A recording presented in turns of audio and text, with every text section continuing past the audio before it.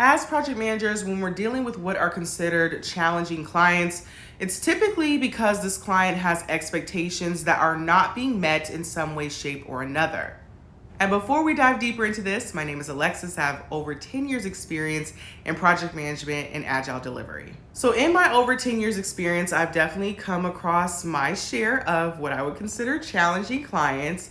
And what I have discerned as a pattern around these clients is that there's oftentimes a big sense of fear.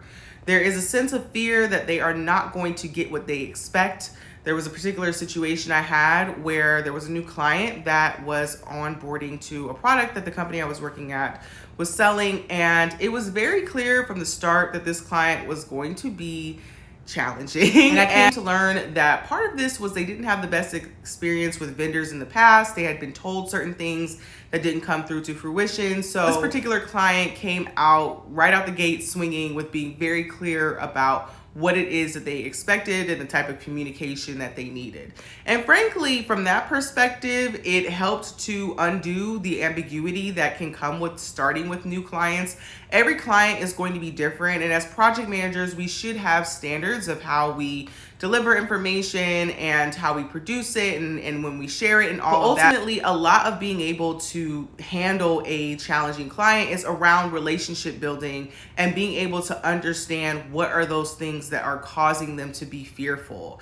Let's say, for instance, a client has hired us for a project that has really big security implications. That, let's say, for instance, there's a bank who has suffered a cybersecurity attack and they have purchased our software to ensure that that doesn't happen again.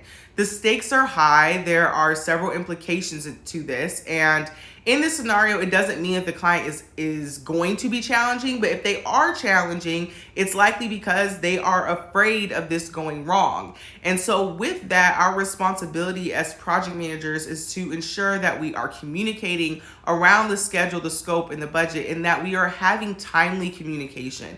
If something is not going according to plan, being able to have systems that help us to identify that sooner and having ways to resolve that, and also having mitigation strategies and having a contingency plan so that if something does go wrong or off course, it doesn't completely throw us off, are going to be ways that we can help manage those expectations. Sometimes it's also helpful to speak to those realities very bluntly and being able to understand and speak to your client in the example that I gave of understanding the severe implications that they are dealing with if things don't go as they expect, right? And so in those situations, being able to empathize with your client is going to be very helpful in hopefully helping them to feeling a bit more trusting of you, because that's also what is at the root of this. Is when there's that fear, there's that lack of trust, and it could create a dynamic that is hard for both of you to be able to be successful at doing what needs to be done for the project. And if you want to dive further into project management, I have a couple of options for you. You can, of course, follow me here for free. You can also book me for one-on-one coaching. That's available through the link on my profile, as well as my Introduction to Project Management course.